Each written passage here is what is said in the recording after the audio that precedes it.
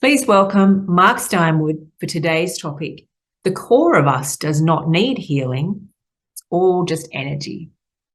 Hi, Mark. Hello, Charlie, and hello, everybody. We had a little chat earlier and talked about more like leading a process and talking a little bit about what is energy, what are wounds. And I like to think of it that this is like who we are, that we are this beautiful energy of oneness and we are gorgeous and beautiful, and then we come down and have a physical experience which separates us off from that oneness, with the whole idea so that we can know that we are pretty cool, rather than when we're in this blob of oneness we kind of don't even know that we're oneness, we're just being oneness. And so we separate it off to actually experience that, and how amazing that we can actually do that in a physical body. Now, the problem is that when we come down, we have all sorts of energies over the eons and lifetimes of separation. Now, indigenous tribes, a lot of them didn't do that. They really wanted people to stay connected. They wanted them to, this is you, this is who you are. Come to your core, be all you can be. But in our more Western modern cultures, there's been subtle influences that have come in energetically, so that instead of us just walking around knowing that we're light, singing that we're light, loving everything, manifesting this incredible life, what happens and has happened is, and I'll just use some props, that the energy of our ancestral line, the energy of society, the energy of the powers at be that don't want us to be like that. You've got to remember that not everyone wants us to have this direct connection to light and to source and love. So we have energies like doubt, and doubt can come in and sort of really cloud our light, so that we kind of doubt that we are light, doubt that we have the answers, doubt that we are unconditional love, doubt that we can manifest anything that we want. And then another big one is ancestral stuff. Ancestral stuff just goes from one person to the child, to the child, to the child, right through that ancestral line. For example, it could be the energy of abandonment and rejection. And that comes into us. And then unfortunately, of course, as parents, our children are growing up with that, and then they pass it on. So this goes deep into the subconscious, this sort of stuff. We can have the energy of control come in to wrap around us so that we conform, and basically any area where we don't trust, what are we doing? We're controlling. We're trying to make things happen the way we want. So up until the age of about 7, we're a bit like a sponge. So just say there's addiction energy in the family that just moseys right on in there, and so all of this energy goes deep in. And this is just really, this is societal, a lot of this is ancestral, because up until 7, we are literally like a sponge. We can't differentiate ourselves from our environment. So that just, we suck all that in, and that just clouds who we are. Not to mention all the beliefs that go with that, past life beliefs and traumas, and that shapes really who we are in a sense. But this is not who we are. We are not our parents' addictions that may have come down through the family line, or societal addictions. Like, we are not that. We can, uproot that from ourselves. We are definitely not the energy of abandonment and rejection.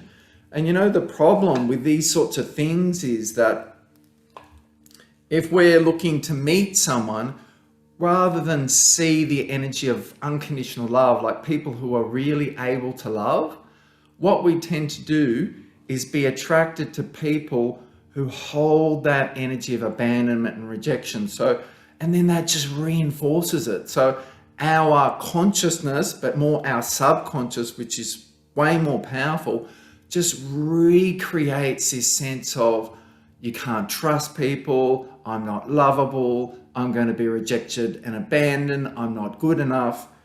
And so, we need to clear all this energy out, and we need to kind of reprogram our minds so that we know that we're love, and then we can see love and we can be in loving relationships and situations, which is all possible because this is all energy.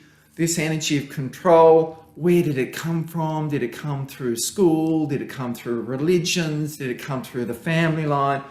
Again, like, you can isolate this, you can find it and uproot it because it's not us. And then, of course, this sticky energy of doubt, this really horrible energy. I think doubt's just, gets in the mind. So we can, work on clearing that, and then we can really be who we are, which is loving, which is light. And we can learn how to manifest and create from this space, So we want our system to be vibrating with I am love. So what are we going to attract and be attracted to? Loving situations, loving people.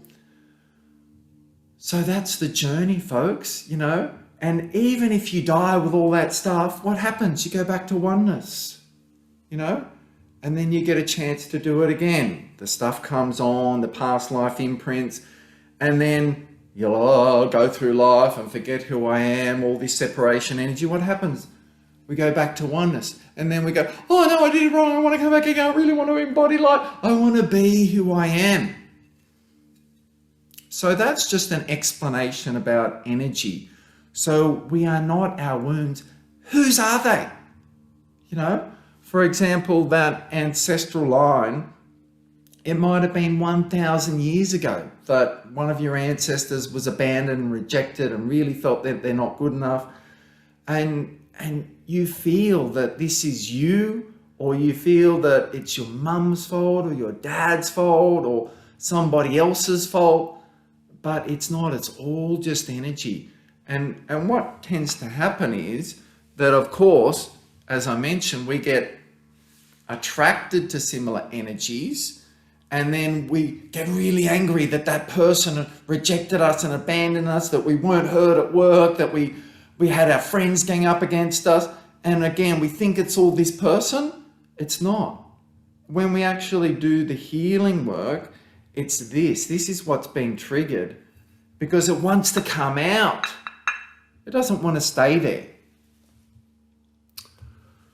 So, Charlie and I spoke a little bit about, what can we do? It's great and wonderful to talk about it and understand it. But how about actually shifting and clearing it? And does that still feel okay to you, Charlie, to maybe do a little bit of work? She's nodding her head over there. I think that's a great idea, Mark. All right. So what are your wounds?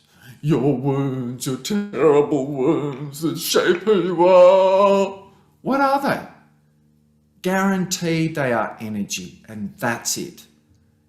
And yes, it can really trigger us, and yes, it can really be in our heart.